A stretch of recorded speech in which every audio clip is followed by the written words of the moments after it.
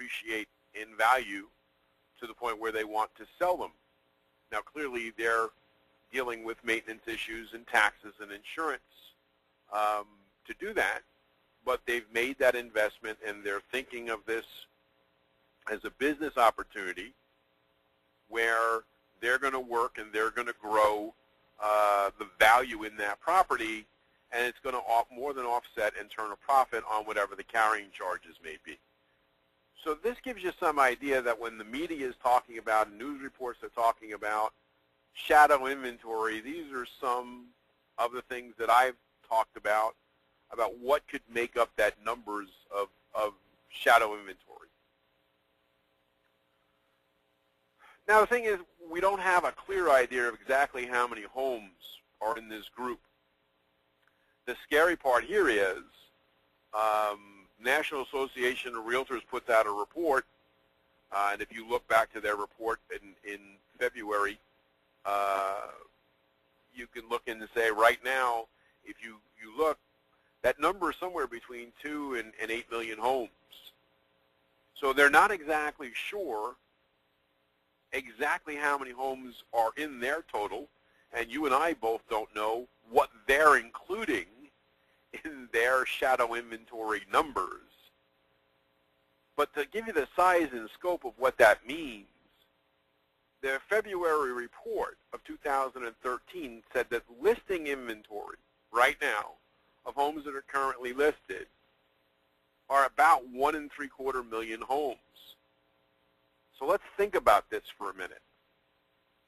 If there are 1.75 million homes currently listed for sale, and we're estimating that there are between 2 and 8 million homes in shadow inventory, somewhere between double and 4 times as many houses are contained in what is the actual conversation piece called shadow inventory.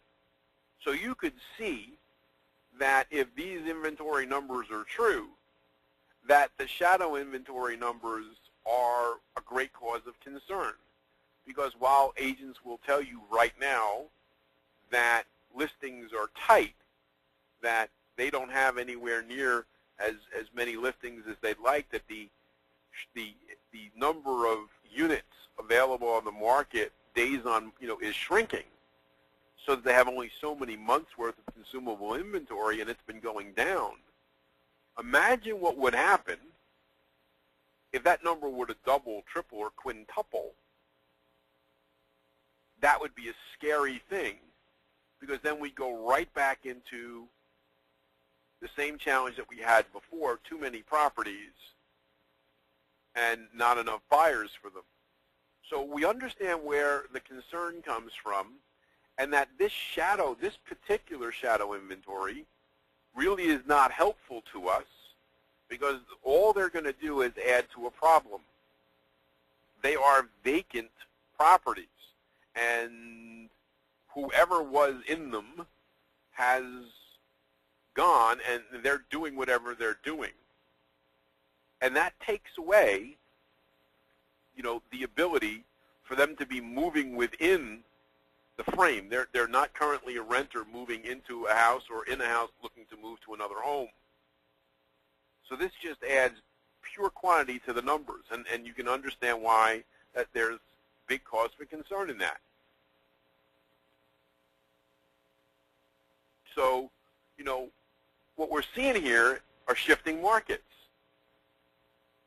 Now, we have seen in the past couple of years, it used to be a buyer's market, okay, and going to a seller's market, and then again the other way around. See, when we first were at the crossroads back in, 2004, 2005, when everything was selling, buyers were out there, and it was a seller's market because there were more buyers than there were houses. And then the mortgage meltdown and the financial collapse happened. What happened? We shifted back, and we went from a buyer's market, from a seller's market to a buyer's market. And so the scary part is here is if that inventory were to come, we'd go from our current buyer's market back to a seller, from a buyer's market to a seller's market. And the flood of these properties possibly coming back will push these homes lower. So we've already been through a transition. Again, around 2004, 2005, okay, it was a seller's market. People were buying anything and everything, and we were in full go. Then property values went down. People were not trusting the markets. And then the buyers were in control because they were approved for their loan. They could buy a house, and they had plenty to choose from because there was a glut of inventory. Now we're seeing, again, shifting back to where we're getting multiple bid situations and prices starting to rise. And what you always have to be leery of are these shifts. And again, that's why we're worried about that whole shadow inventory, because how quickly we could go. Right now, it's a seller's market again. There are more, if you're priced properly, you're going to entertain multiple bid situations because there are more people who are going to want to buy than there are going to be houses available. So that's the buyers versus seller market. And you need to be aware that currently we are in that seller's market. We've got more people that want to buy than currently have houses to buy. So now we have to look at the signs and say to ourselves, being concerned about that shadow inventory running back into the market and crushing that inventory level so bad so that we go back to the fact that goes back to a buyer's market from a seller's market. And we have to look at the signs and say, the banks that are controlling that shadow inventory, the investors that are controlling that shadow inventory, why would they be paying to hold on to these properties if they didn't want more money from them? See, they control how quickly these properties get back to the market. One of the big qualities here is the fact that the banks and the investors who hold these properties, who bought these for investment purposes, who haven't turned them loose into the marketplace yet, is because they want to get more money for them. And they'll never get more money from them unless the prices start to rise.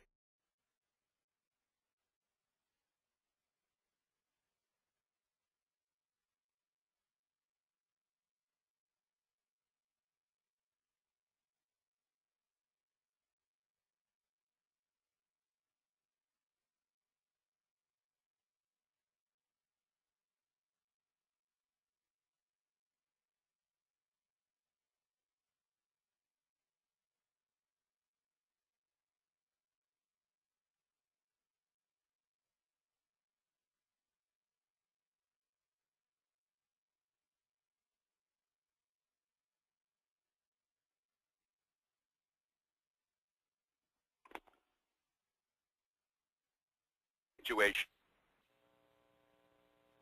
So what I mean here is we've got to look at this thing and say to ourselves, okay, that the people who control this particular inventory are not going to release these properties and diminish their own values. Now, in order to see prices rise further, we're going to need to see more sales. And we're going to need to see more sales for more money more quickly because we're going to need comparables. The houses can't sell, okay?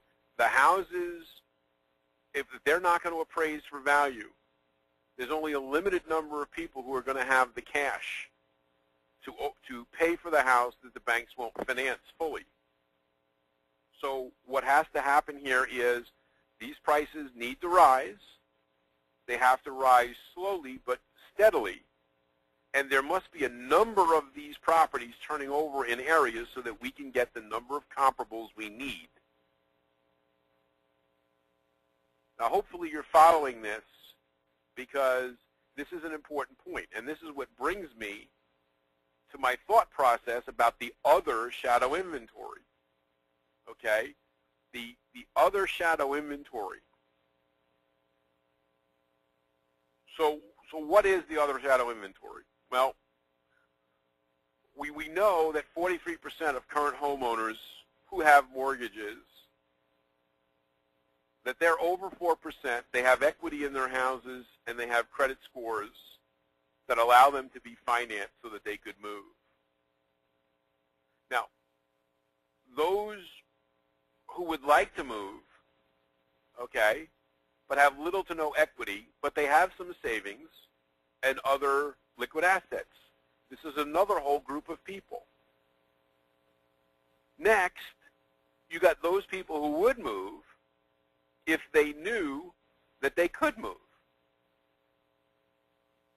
And we have families that have outgrown their space and they've gotten larger.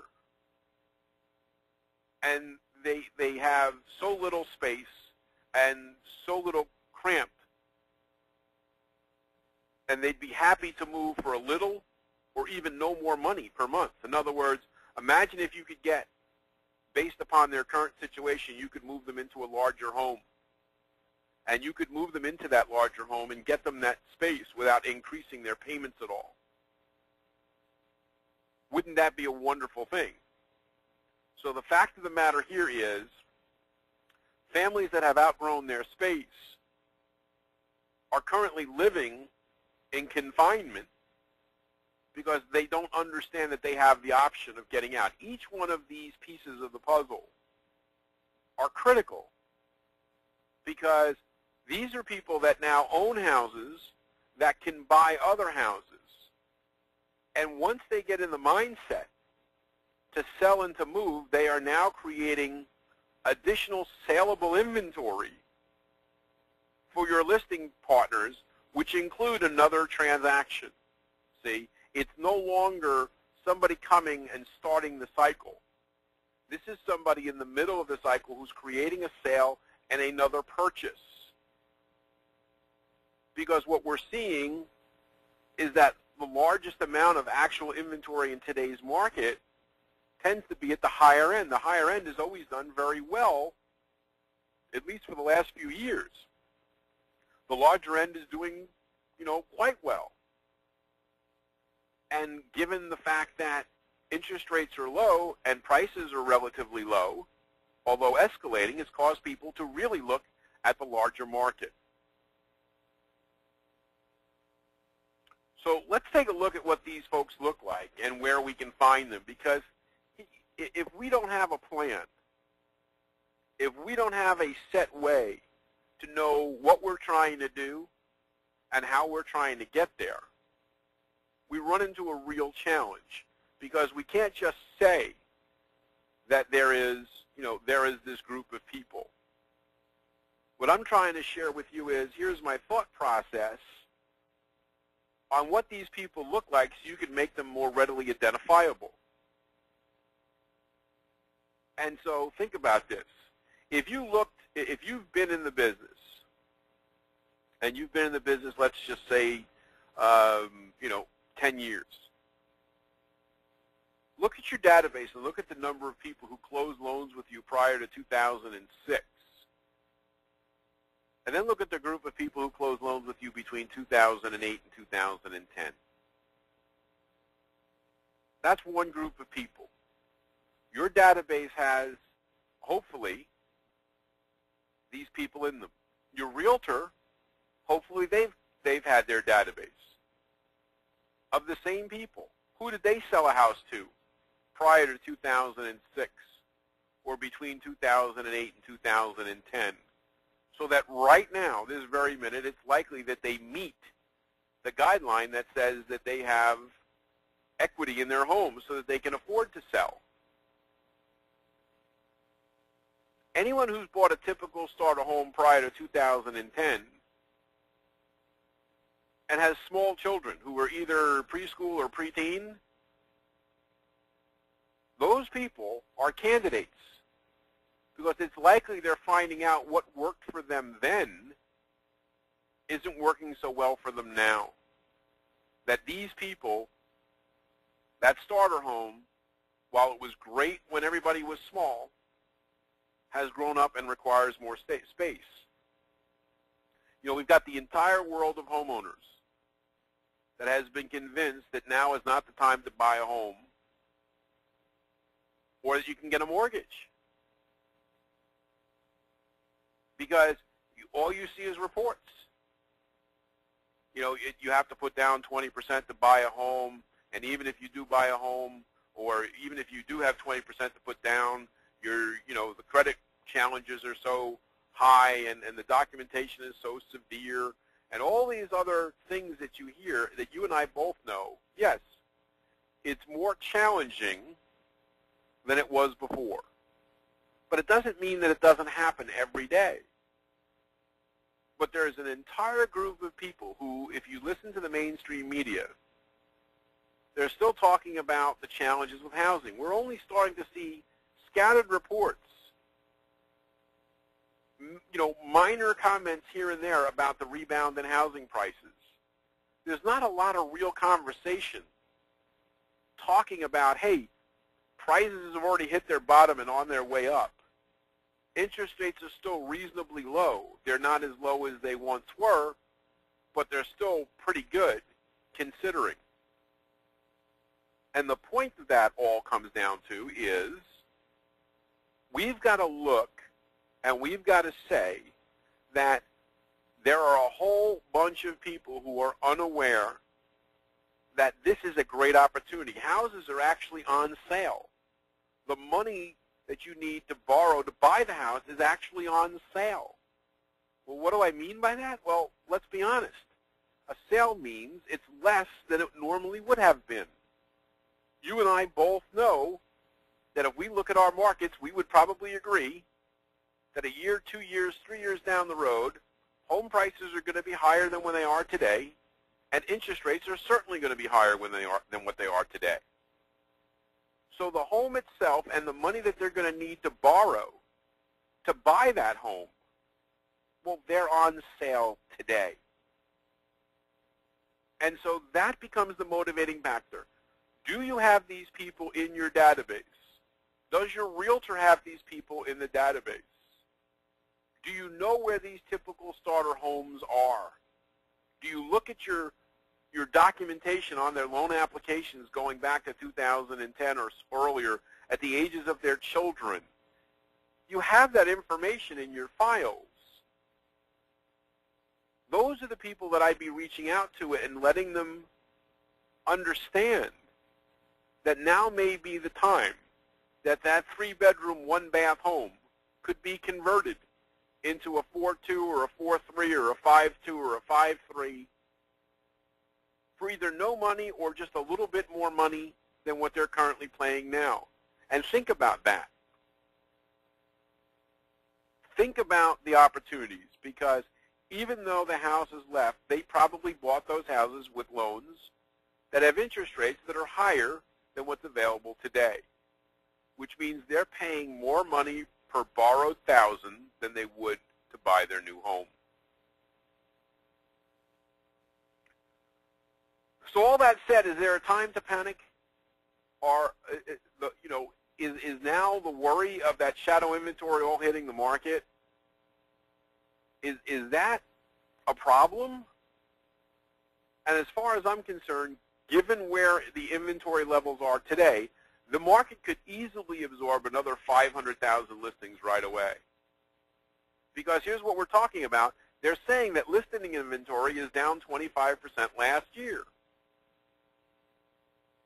If we go back to the 1.75 million listings that are average, if we added another 500,000, we'd be at 2.25 million listings.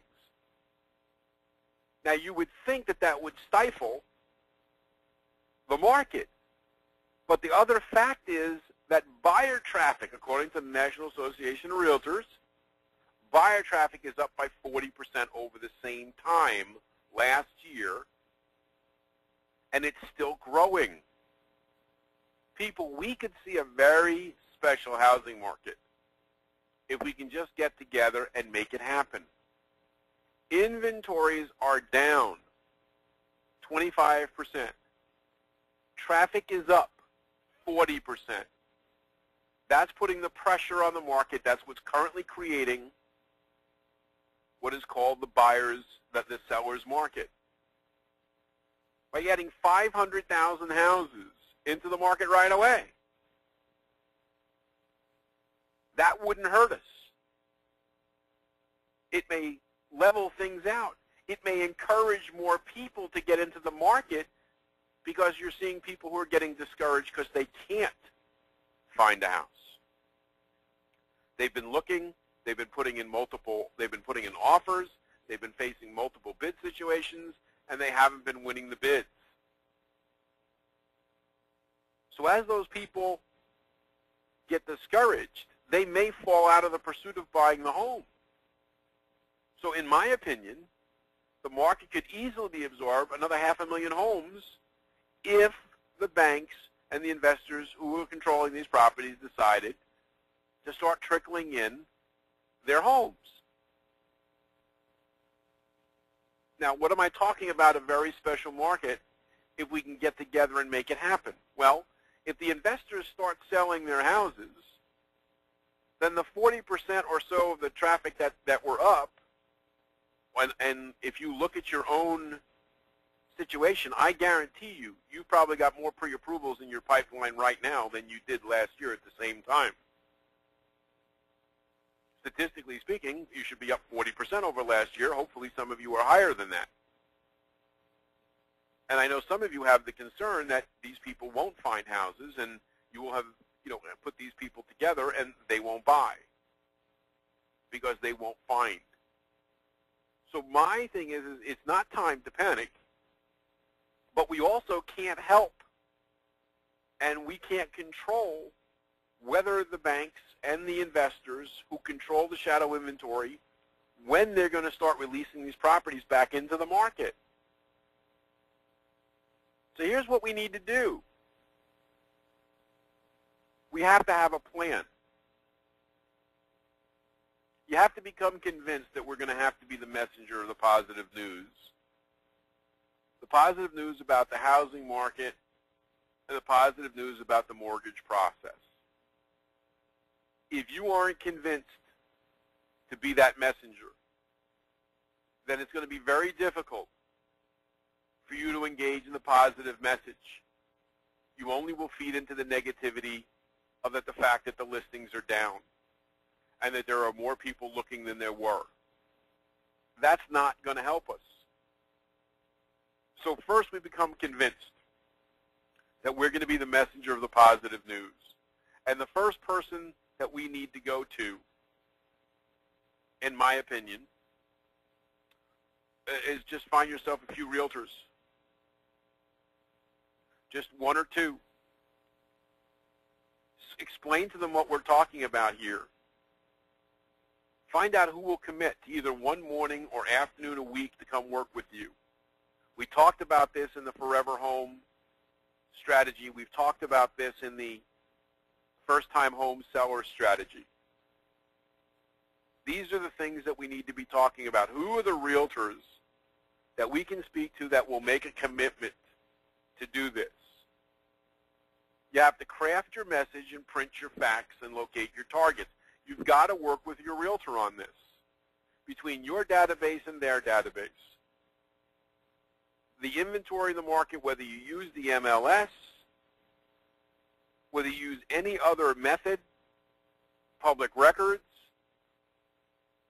See, clearly what happens is in all areas, the MLS and your public records work differently. There's no one set system. In some marketplaces, you can pop up any house that you want. You can tell when they bought the house. You can see how much the loan is, or at least how much the loan was when they took it, and what the interest rate was. You can see all that documentation as part of the public record. In some places, not so much. So you have to look and craft your message that we've talked about and saying, look, now is the time. If we're not in our forever home, now is the time to go get it. We can have that bigger home. We can have that extra bathroom, that extra bedroom, the better location. We can sell that house and we can buy the next one.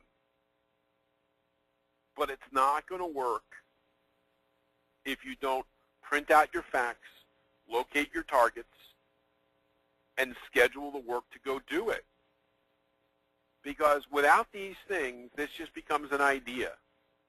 There's nothing worse in my mind than having a great idea, not using it, have the market come and go, and then look back and say, boy, I wished I had done that.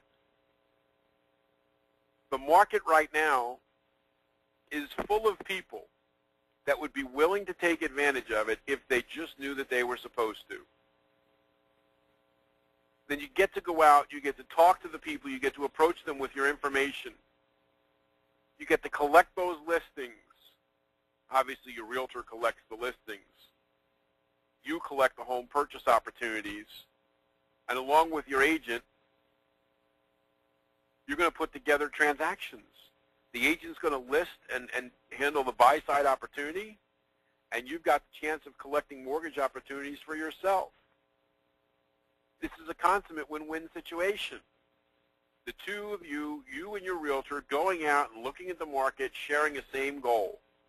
Identifying the people who have bought these homes, who could trade up for a bigger home or a better home for the same or a little bit more money. That becomes huge because people don't know that they can. So we have to keep this thing focused. We have to be able to go out there and do this. Now, specific details. I want to be very clear. You know, you can go to the site. It's all there on the client side. You go into the thing, all the blog posts, all the white papers, February's webinar, the Forever Home strategy, the first-time home buyer strategy, the supporting ebooks and documents. They're all there for you. If you download them, you read them, and you still have questions, you email me, and we will go about getting it corrected. Because it's up to us to make this happen, because we know something that the rest of the market doesn't know. We're putting together all the pieces. Here is a strategy. Here are things that we can do that, working with our realtor referral partners, we can engage in helping create inventory that's the other shadow inventory, the people who would move that aren't moving. Anytime that you can create more transactions, it helps your market because you have another comparable in which to use. You get another buyer into a home. You get your current seller into the next home, and we can push this thing. In fact, some people would have you believe that the top end of the market is just waiting. There are people who really want to buy more expensive homes, and that inventory is waiting for them, and they haven't sold yet. And so, because those houses haven't sold, because our people are waiting, they don't want to make the move until they sell their existing home. Well, how are they going to sell their existing home if we don't help fuel the fire of that demand, which is to create inventory for our existing people and generate opportunities for those who want to sell? We have to get engaged, because left to the current market thinking, all you're going to hear is, boy, we could sell a lot more houses if there were a lot more inventory. Well, there'd be a lot more inventory if we went out and we talked to people about it. If we don't go out and we don't engage, they don't know what their options are. In fact, they don't know it's an option at all. I want you to think, this could really be the biggest purchase market in many, many years. If we can't find enough inventory to keep the ball rolling and to get people excited to buy and sell and discover all the advantages right now of what this market has to offer, the overall quality of life improvement of not only owning a home, but owning the right home. There are a lot of people who experience the joy of home ownership who now currently realize that the busiest 3 square feet in the entire planet is right outside the 1 bathroom in their 3-1 when them and their spouses and their 2 kids are trying to get out the door on a school day. That's not so much fun. That's not the joy of home ownership. Getting those people into a larger home with another bathroom or 2 so that everybody has their own space, so that everybody has convenience and access, that becomes paramount importance when you consider that we can do that for maybe no more additional money than they're currently paying right now per month. Think about that. Think about the opportunity of getting a bigger and better home. And think about not having to pay all that much more for it, or even asking the question, how much would you pay a month to have another bedroom or to have another bathroom or both? Look at the numbers. Do it yourself in your own market. Take a look at those 3 ones that may have sold during the time frames that we talk about. Think back that they were financed with a 4.5% or 4.75% or 5% mortgage. What would they have paid? What are those houses worth now? What is the likely house that they would be going to? It's not about just owning a home, but it's owning the right home. So don't wait. See, you can't wait for someone else to create your opportunities for you, but you can create opportunities for others. If you're waiting for your realtor to create those opportunities by finding those listings by themselves, you may get them, but you may not. You need to engage. You need to help. Your chance to take advantage of this season is now. We're already at the end of March. People who are already in your pipeline, people you've already met and pre-approved, are going to be closing in April, May, and June. The time is now. Because by the time other people are going to recognize that this is going to be an opportunity, it's going to be too late. It's going to be too late. People are going to look back at this particular buyer's market, and they're going to lament the fact that, oh, no, there wasn't enough inventory, so we had a whole bunch of buyers that didn't buy houses. And the reason they didn't have the inventory is we didn't get out there and we didn't ask people to sell their houses. We didn't show them the benefit. We didn't show them it was possible. Together, we need to lead the way. One market at a time. You know, we've got people on this call from all over the country. We've got to start somewhere. We have to make sure that we're having these conversations, because by the time we wait for other people to have this conversation, it's going to be too late. Now, remember, this isn't necessarily just a realtor-focused conversation. In fact, some people would argue that this conversation is better held with financial planners and accountants because they understand the numbers. They've got the clients who currently do own the homes. They see the people on a regular basis who have small children who have grown, or have had the conversation. They've seen their tax returns. They've looked at their money. There are some people who are trading up to bigger homes by selling more than one home. How many of these financial planners and accountants have people who have multiple properties? What if you decided to buy investment properties and came to discover that being a landlord wasn't as much fun as you thought it was going to be? How many of those people will look at this market and say, hey, I can actually leapfrog this market. Instead of making one step up, I can go 2 steps up on the type or quality of home. I'm going to sell my house and I'm going to sell my investment property, and I'm going to take that money and I'm going to go buy my dream home. Why? Because I want to do it before the prices go up any more, and I want to finance it before interest rates go up any further. Financial planners and accountants this time of year are having very deep conversations with their clients. They're seeing the numbers. No better case to make than to let them share this information and get engaged. Let them you be able to show them how they could afford to get into a bigger or a better home for very little change in their personal circumstances other than the fact that they're in a different environment where they live. You could even host consumer direct seminars.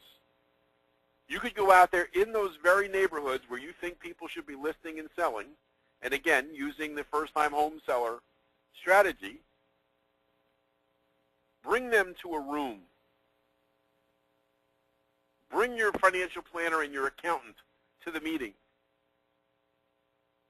Show them some examples of financial circumstances where they would be benefiting from making a move. You could do that before you ever even brought your realtors to the table. You could find out the people who were interested already. And how cool would that be to have the people interested and bring them to your realtor to help them find that home? And don't forget your affinity groups. Quite a few of you on the call and people that I work with, we all know that you're working as financial ministers within your church. We all know that you have groups or organizations, even your networking groups. Share the information with these people, because if we don't spread the word, you don't know who you might be missing. You don't know which people would have made the move to sell and buy another home and didn't do so because they just weren't asked. And wouldn't that be a shame?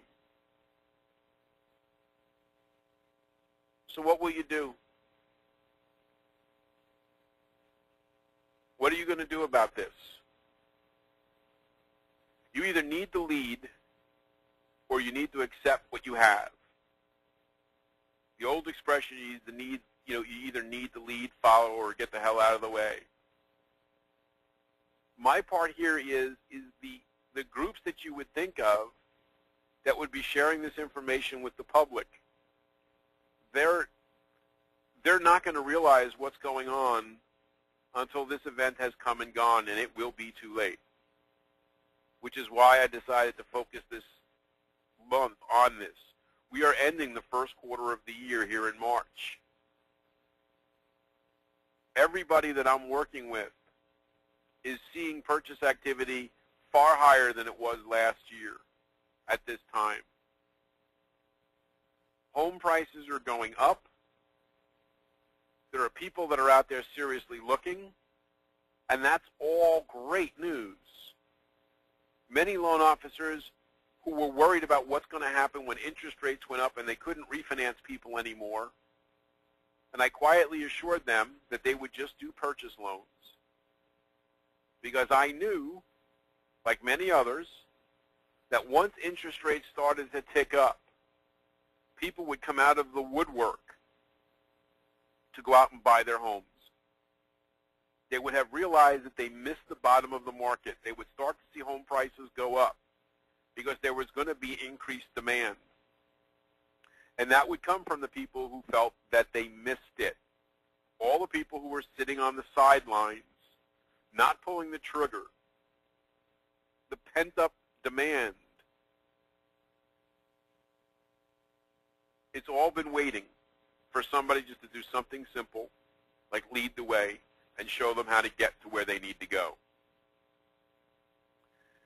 It's all in your grasp. This is 100% in your own control. Whether you act on this or not, whether you follow this information or not, whether you share it, you talk about it, and you try to engage with people, 100% up to you. Nobody can make you do this. But the point of the matter is, it's here. You've got to make the decision that there is an opportunity. You've got to make the decision that putting together a plan that helps generate listings and sales for your realtor referral partner, that help create transactions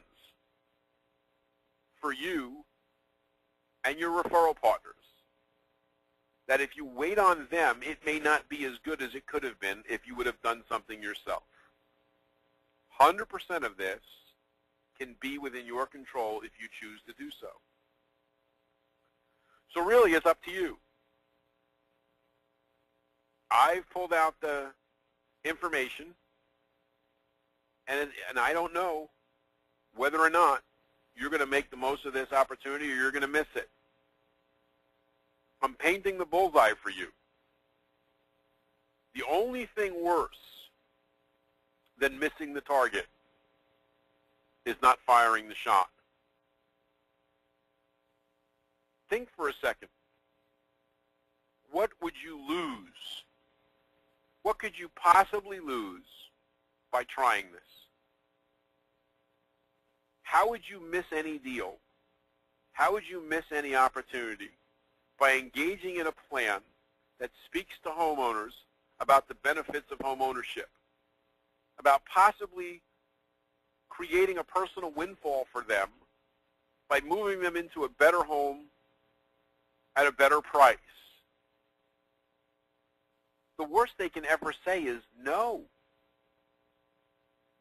But what happens when the people who say yes? It becomes huge. You know, I want to share with you this success story because I think it's really important. You know, the first success story should close this week, and it comes to amazement that we put out the seminar last month on working with your realtors in the first-time home seller strategy. And we've already got people who have listed their homes for sale, have received and accepted contract offers on those properties, and that homeowner has gone out and made an offer on another property and accepted, and that offer was accepted. And where realtors have gotten listings and purchases, and loan officers have written mortgage loans. It's already happened, and we're 30 days or so since we first put out the program. New realtors are coming to the table and are joining the program, wanting to engage in this process every day. Every day we're getting new realtors to see the benefit of doing this. This Saturday I'm going to be on a radio show. It will be nationally broadcast, and it's largely for realtors and consumers. And we're going to share this strategy with them as well, because my biggest fear is that we're going to miss this opportunity because nobody's out there talking about the advantages of doing something. And I feel great that we've already had some success. And if you're waiting to determine whether or not this works, you'll know now that it does. And again, I'll tell you what happens, what bad can happen from presenting this concept. Getting out and speaking to your realtor referral partners and helping them go out and speak to the public, and getting in front of homeowners, talking to them about the benefits of listing and selling their properties and buying another home. Nothing bad can happen from this. Only good. Here's the call schedule. Next event is April the 16th. If you guys have questions or comments, please go to the website and let us know. I want to hear the success stories. I want to know that you're engaged. I also want you to, I want you to let me know if you think this is silly, or that you think that there's something else that you'd rather us talk about. But I'm telling you right now, there's not anybody talking about this particular situation and what we're going to do to fix it. And if nothing else, I've always wanted my people to understand that they are a solutions provider. Their job is to be a solutions provider. And whether it be how do we help create the inventory that we need so our buyers can buy, how do we get all of our clients to understand that if they're not in their forever home that they would benefit from getting there. The answer to these things is very simple. It's what our job is. It's what the opportunity in the market is. And if you need help, please let me know, because I'll be right there to help you, because I think this is just way too big an opportunity for us to pass on. I thank you for your time, and I look forward to speaking to you again next month.